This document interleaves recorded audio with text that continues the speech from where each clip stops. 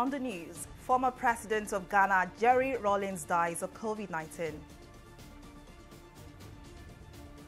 President Muhammadu Buhari receives letters of credence from 3 envoys.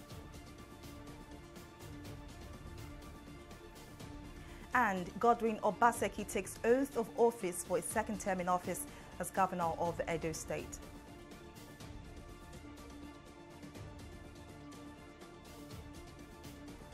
Thank you for joining us on News Now. I am Folashade Ogrinde. Now we start on a sad note with the announcement of the death of a former president of Ghana, Jerry Rawlings, who has died of COVID-19. Reports from Ghana said he died of COVID-19 related complications at the age of 73. The former president initially came to power in Ghana as a flight lieutenant of the Ghana Air Force following a coup in 1979. Rawlings, as leader of Ghana, launched a massive anti-corruption campaign that purged the nation of corrupt politician elements. The Rawlings, who is one of the most respected African leaders, was a military leader in Ghana and later became a politician who ruled the country from 1981 to 2001. He was until his death the African Union envoy to Somalia. Now, President Muhammadu Buhari on Thursday received the letters of credence of 3 new ambassadors to Nigeria. The new ambassadors are Andrzej Decha of Poland, Stanislas Kamazi of Rwanda, and Stephanie de Lecresse of Belgium. Now, welcoming the new envoys, President Buhari assured them that his administration would work with them to further improve existing bilateral relations between their respective countries and Nigeria. The president also assured the 3 new ambassadors that the federal government will continuously engage with them and other diplomats serving in the country on issues of common interest and benefits to Nigeria and their countries. The new ambassadors thanked the president for receiving them and assured him that they will work hard to enhance and strengthen the cordial existing relations between Nigeria and their countries. We are at your disposal in order to go ahead, to strengthen, to narrow our bilateral ties, not only in the economic and commercial fields, but also in the political and cultural fields. Nigeria is an ethnic and culturally diverse society with various opportunities which we seek to creatively utilize for the benefit of our people. Nigeria shares common problems of insecurity, impact of climate change, and socio-economic challenges common among nations. As a global family, we are impacted by several other common challenges like terrorism, insurgency, climate change, population explosion, human trafficking, corruption, poverty, and now the global health pandemic, which coronavirus represents, considering its mayhem across the world. All these challenges underscore the need for the international community to make concerted efforts at resolving them in the interest of our common humanity. The governor of Edo State, Godwin Obaseki, and his deputy, Philip Shaibu, on Thursday took the oath of office for their second term in office with a promise to continue to work for the welfare of all in the state. The oath of office was administered by the State Chief Judge Justice Esther Edige and witnessed by Governor of Delta State, Ifeanyi Okowa, Aminu Tambulu of Sokoto State, and Bayelsa State Governor Doye Diri, and Rivers State Governor Nyesom Wike, who was represented by his deputy, Ikpalibo Hari Banigo, among others. Speaking after the swearing-in ceremony, Obaseki promised that his second term in office would witness commitment to work for every Edo State citizen and improve their well-being. He predicted that before 2025, the state would develop and grow its digital economy and operate a digital government. This, he said, would help the state plug into the new digital age and would ensure better delivery and efficient services to all citizens. Now, the Federal Executive Council at its Wednesday meeting took some critical decisions towards economic growth, infrastructural development and corporate governance. Part of the decisions was the ratification of the Nigeria's membership of the Africa Continental Free Trade Area, digital medical records management of the National Health Insurance Scheme, NHIS, among others. Moji Matomi now reports. It's the 23rd virtual FEC meeting presided over by President Muhammadu Buhari at the Council Chamber Presidential Villa, Abuja. At the end of the meeting, key decisions were reached by the Council. The Minister of Information and Culture, Lai Mohammed, was first to brief on the approval of the ratified African Continental Free Trade Area Agreement. The Federal Council approved membership of the African Continental Free Trade Area. It was ratified, and as such, we've beat deadline of the 5th of December. So effectively, by 1st of January 2021, the agreement will come into force. The Council also approved the sum of 62.7 billion naira for the construction of roads in Kano State. The Ministry of Works and Housing presented one memorandum for the construction of the Kano Dawakin Tofa Gwazo Dai Road in Kano. While the Health Minister also revealed plans to upgrade the medical records of the National Health Insurance Scheme from manual to digital. So this will be a platform for managing payments and claims, and also patient records, to install transparency and accountability. This is necessary because the Basic Healthcare Provision Fund, as we know, is going on stream and will include a large number of people being registered, so that we'll move away from paper management to electronic management. In order to have a proper database of Nigerians and the internally displaced person, the Council agreed on the registration of IDPs. This digital ID will support government in knowing the total number of our IDPs, budgetary provision on how to take care of them, national planning with regards to their education, health, and many more.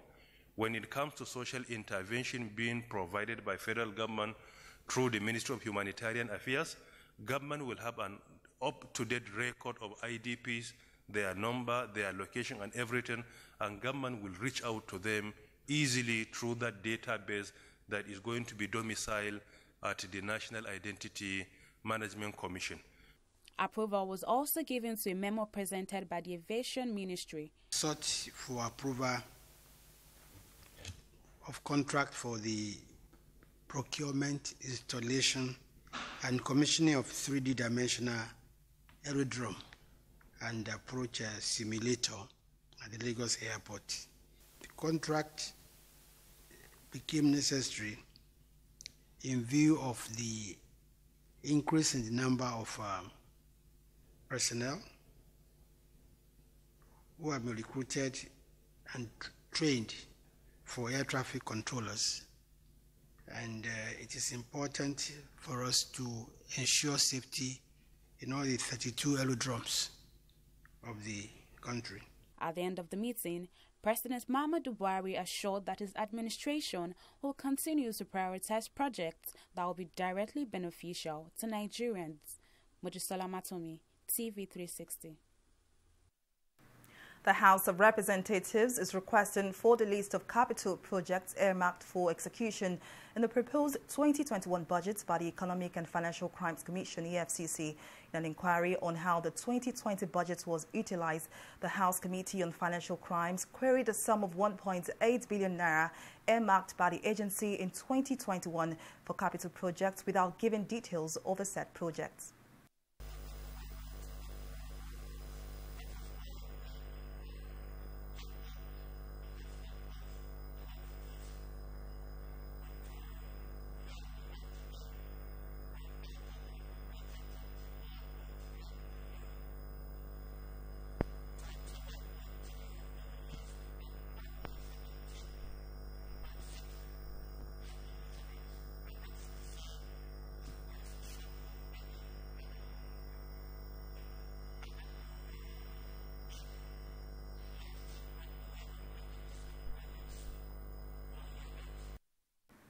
Acting chairman of the Anti-Graft Agency, Umar Mohammed, explained to the committee that the agency's annual budget is usually an envelope, noting that they cannot change what is given to them by the federal government.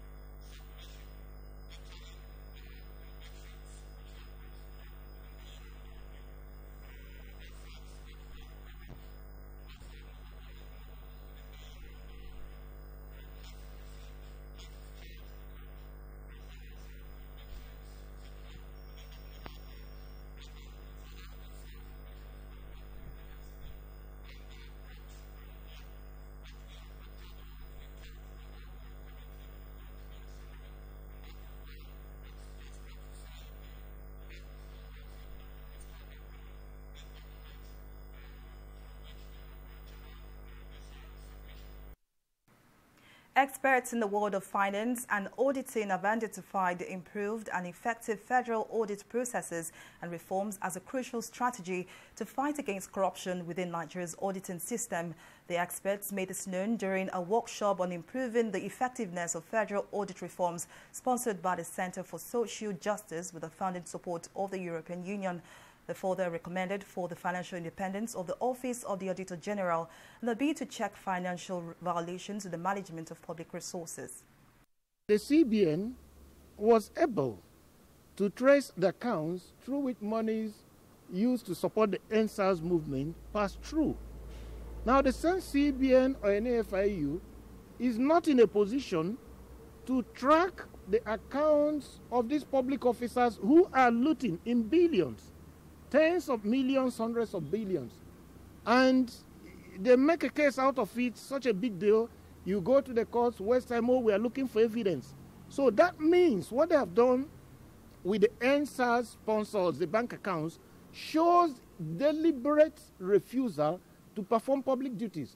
Because if they have been this efficient, Nigeria wouldn't be losing all these monies that the EFCC and the ICPC are always complaining and going after. If the CBN and its cohorts have been that efficient, we will not be where we are today. So it means that MFEL and CBN have the capacity, but they have held back.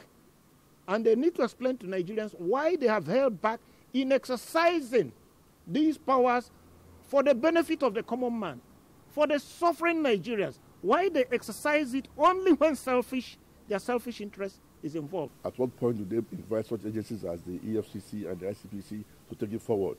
We have seen from the interaction we've had so far that the process needs to be upgraded, before it gets to the Public Accounts Committee of the National Assembly that has a huge task of scrutinizing thousands of audited reports. And then from there, they now decide who should either be prosecuted and so on.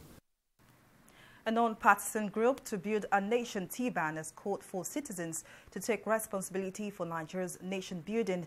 The group says the time is now for the youth to take leadership role in the country. The group, who made the call during a world press briefing in Abuja, said there are three major areas of intervention of the country, namely advocacy for constitutional restructuring of the country, advocacy for electoral reform to ensure free and fair elections, and providing political civic education to the Nigerian electorate. Nigeria is fiscally bankrupt and lives increasingly on borrowed funds and by implication on borrowed time. Poverty is on the rise, and the national response to the COVID pandemic has exposed a worrying absence of state capacity. Citizens must stand up, speak up, and organize to offer a path forward. Nigerians have already lost hope in Nigeria of today, because whenever people think if I come out and vote, it's never going to give me a result. For how long are we going to say politicians are bad guys if none of us is coming to contribute 100% or give our own quota? The time has come for you to wear your rank, the citizen of the Federal Republic of Nigeria. The present political class are structured. They are aware that you don't know your rank. Your quietness is becoming deafening.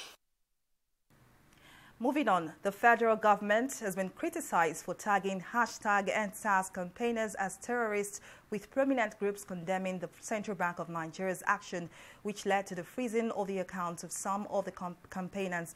The federal government had frozen the accounts of 20 #EndSARS campaigners after telling a federal high court in Abuja that the funds in the accounts might have been linked to terrorist activities. The Nigerian Bar Association (NBA) said the blocking of the accounts of #EndSARS protesters on the pretext that they were terrorist suspects showed that the federal government was insincere. Publicity Secretary of the association, Raps Nduka, maintained that the #EndSARS protesters were lawful and demands of the campaigners are genuine. Now, the Corporate Affairs Commission, CSC, has announced the cancellation of the registration of Enough is Enough, a business organization linked to one of the leaders of the #EndSARS protest. The Corporate Affairs Commission, in a statement, said it wishes to inform the public that the proprietors of the cancelled business name are Okpeyemi Ademolekun and Bisola Edo. The Commission said the name was cancelled based on the provisions of Section 579, subsection 2 of the Companies and Allied Matters Act, CAMA.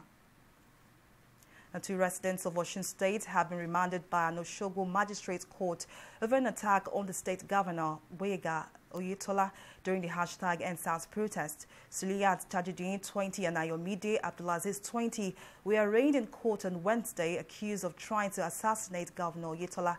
The police arraigned the 2 on a 6-count charge bordering on murder and other crimes. The State Commissioner for Information, Funke Igbemode, said the attack was an attempt to assassinate the governor.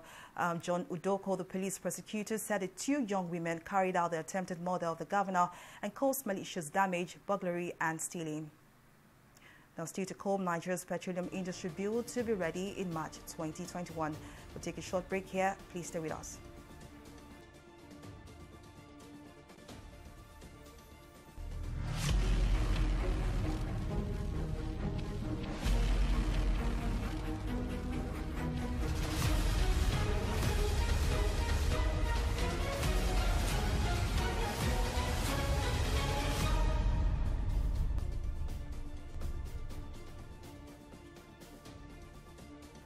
Now let's take a recap of some of our top stories.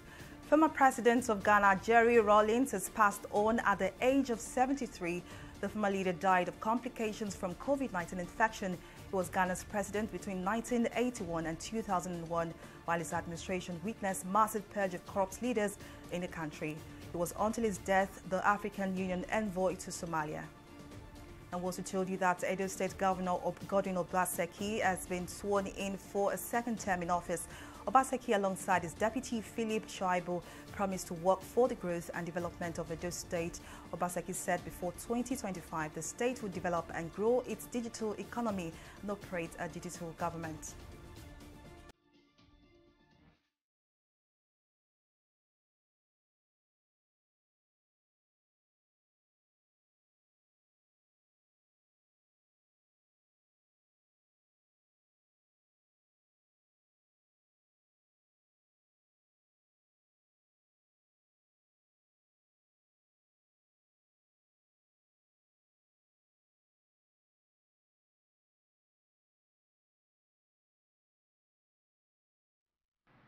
Welcome back. Now we move on to COVID-19 stories. Nigeria has recorded 180 new cases of COVID-19 in the country, bringing the total number of infections in Nigeria to 64,516.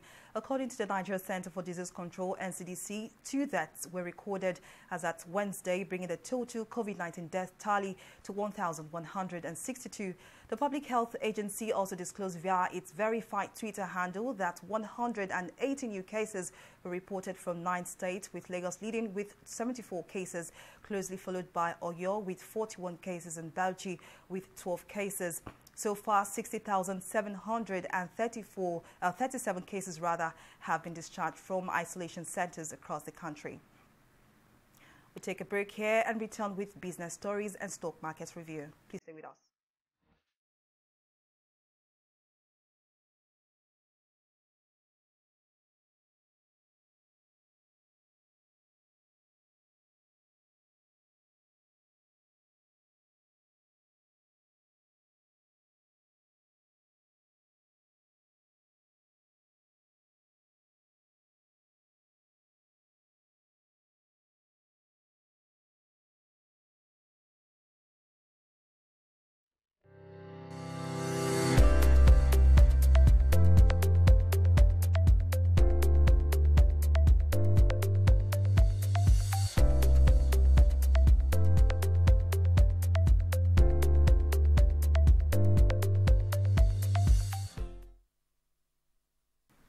Welcome back. Let's take a business and stock market review with Oyin Adekunle. Thank you very much, Folashade. The Minister of State for Petroleum Resources, Timpriye Silva, says the Petroleum Industry Bill will be ready by the end of the first quarter of 2021. Silva said with the current pace of work on the PIB by the lawmakers, the passage of the new law for the country's oil and gas industry will soon be delivered. The passage of the PIB has lingered for nearly 20 years and survived both the 7th and 8th National Assembly, but the bill appears to have received acceleration in recent times under the present administration. The minister said the executive has completed its work on the bill and it has already scaled through the second reading in the Senate. We'll take a pause here and return with stock market review.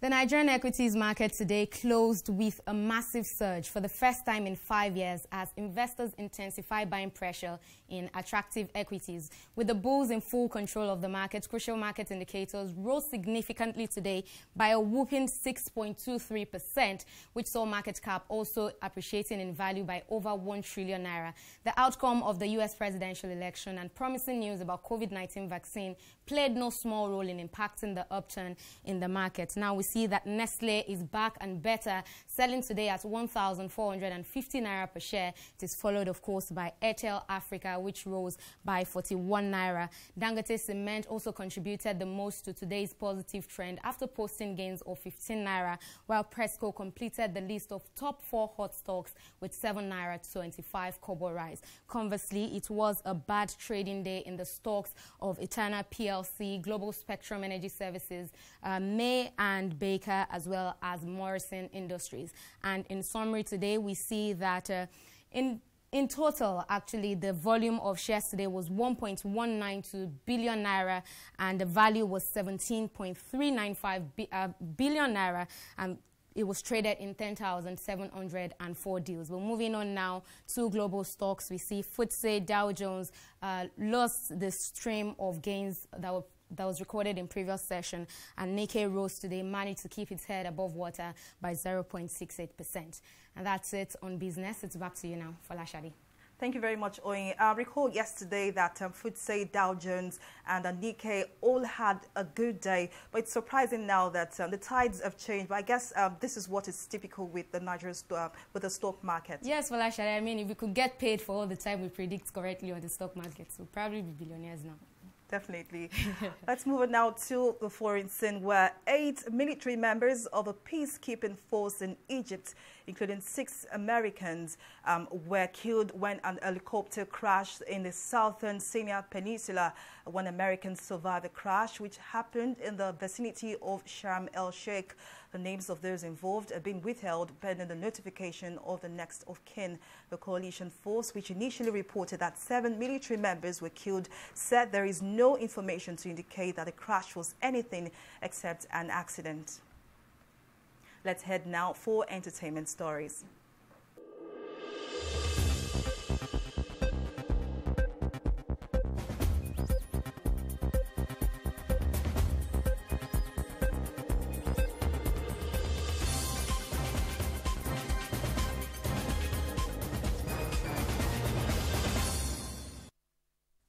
Years after winning the Women's Prize for Fiction, Chimamanda Ngozi Adichie's novel Half of a Yellow Sun has been voted the best book to have won the prize in its 25-year history.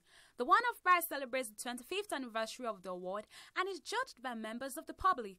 Half of a Yellow Sun is set in Nigeria during the Biafran War, exploring the end of colonialism, ethnic allegiances, class, race, and female empowerment. Chimamanda said it was a prize that first brought wide readership and also introduced her to the work of many other talented writers. Massive congratulations to Chimamanda, who keeps representing Nigeria and Africa positively all across the world. It doesn't look like the beef between Davido and Burna Boy will end anytime soon. Going by the silent jabs, both artists have been throwing at each other for some time now on their social media pages. Days after Davido entered the release of his new album, A Better Time, Burna Boy took to his Twitter page and posted the caption, "Floppy disk." It didn't take long before the fans began suggesting that the tweet was targeted at Davido. It's likely this is another publicity stunt to influence album sales for Davido, but if not, we hope to settle their differences soon enough. And that's all we have for you on the entertainment segment of News Now.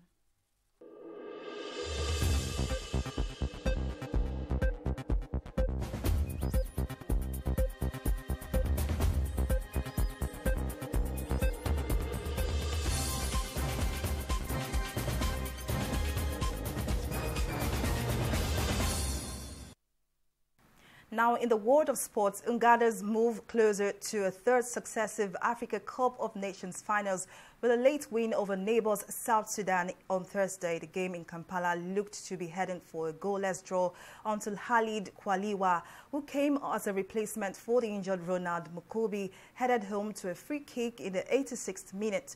Before that, the best chance had fallen to Konyaspos Mias as his shot hit the post in the 72nd minute.